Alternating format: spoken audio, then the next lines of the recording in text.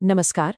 आज हम भारत के एक ऐसे यूनेस्को वर्ल्ड हेरिटेज साइट के बारे में जानने वाले हैं जिसे लोग अक्सर एक बड़े ही रहस्यमयी नाम से जानते हैं, भारत के पिरामिड।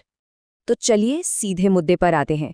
एक बड़ा ही दिलचस्प सवाल है, क्या भारत में पिरामिड हैं? और इसका जवाब शायद आपको हैरान कर दे। जवाब है हाँ, एक तरह से तो है ही। मिलिए असम के मोइदाम से। ये भारत के अपने शाही मकबरे हैं। तो चलिए असम के इन छिपे हुए पिरामिडों की दुनिया में थोड़ा और गहरा उतरते हैं। देखिए, ये सिर्फ कोई लोकल अजूबा नहीं है, अब तो इन्हें पूरी दुनिया में पहचान मिल चुकी है। और ये बहुत बड़ी बात है। अभी हाल ही में 26 जुलाई 2024 को इन मोइदामों को ऑफिशियली यूनेस्को की वर्ल्ड हेरिटेज लिस्ट में शामिल किया गया। ये असम के लिए एक बहुत बड़े सम्मान की बात है। तो सवाल ये है कि आखिर इन शानदार टीलों को बनाया किसने? इसका जवाब एक ऐसे राजवंश के इतिहास में छिपा है जिसने 600 साल तक राज किया। ये थे अहोम राजवंश। सोचिए, इन्होंने लगभग 600 सालों तक असम पर शासन किया। असल में ये चीन के यूनान प्रांत से आए ताई समुदाय के लोग थे और अपने साथ दफनाने की एक बिल्कुल अनोखी ताई अहोम परंपरा लेकर आए थे, जो कि दाह संस्कार की हिंदू प्रथा से एकदम अलग थी। अहोम राजवंश का इतिहास वाकई बहुत लंबा है। 1228 ईस्वी में इसकी शुरुआत हुई और फिर 1253 में राजा सुकाहुफा ने चराईदेव को अपनी पहली राजधानी बनाया। 17वीं सदी आते आते मोइदाम बनाने के तरीके में एक बड़ा बदलाव आया और ये शासन 1826 तक चला। तो चराईदेव इतना खास क्यों है? ये सिर्फ पहली राजधानी नहीं थी, बल्कि 600 सालों तक शाही परिवार को दफनाने की ये एकमात्र जगह थी। इसका नाम भी बहुत खूबसूरत है, जिसका मतलब है पहाड़ी के ऊपर चमकता हुआ शहर। अच्छा, अब सबसे मजेदार सवाल, इन पवित्र टीलों के अंदर आखिर है क्या? चलिए एक मोइदाम की पूरी बनावट को जरा करीब से समझते हैं। तो एक मोइदाम असल में है क्या?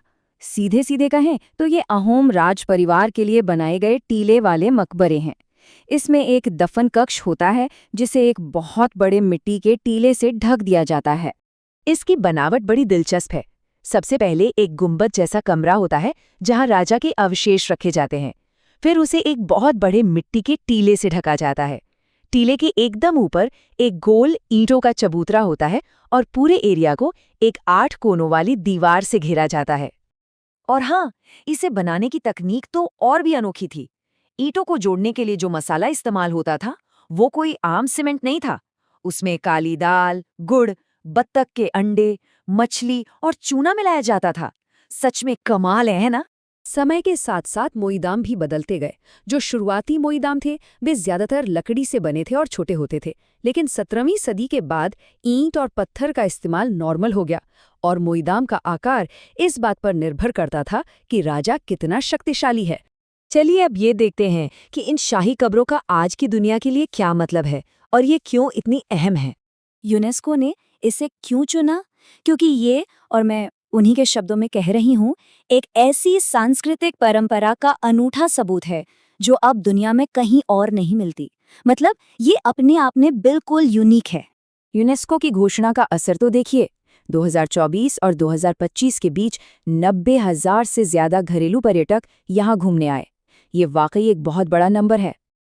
ये चार्ट तो पूरी कहानी ही बता देता है। घरेलू पर्यटकों की संख्या 90,000 थी, जबकि विदेशी सैलानी सिर्फ 300 के आसपास। इससे पता चलता है कि स्थानीय लोगों में इसे लेकर कितना उत्साह और गर्व है। और इस बढ़ती दिलचस्पी को देखते हुए सरकार ने भी कदम उठाया है। इसके संरक्षण और रिसर्च के लिए 25 करोड़ रुपए दिए गए हैं। ये दिखाता है कि इस विरासत को बचाने के लिए एक सीरियस कमिटमेंट है। और देखिए, ये मोइदाम सिर्फ इतिहास का एक पन्ना नहीं है, ये एक जीती जागती परंपरा का हिस्सा है। हर साल 31 जनवरी को मेदम में फी त्योहार मनाया जाता है, जिसमें लोग अपने पूर्वजों की पूजा करते हैं, उन्हें याद करते हैं। तो अगर ये सब सुनकर आपका भी मन वहां जाने का कर रहा है, तो चलिए मैं बताती हूँ कि चराईदेव कैसे पहुंचा जा सकता है। यहाँ पहुंचना काफी आसान है। हवाई जहाज से आ रहे हैं तो सबसे पास डिब्रूगढ़ एयरपोर्ट है, जो करीब 80 किलोमीटर दूर है।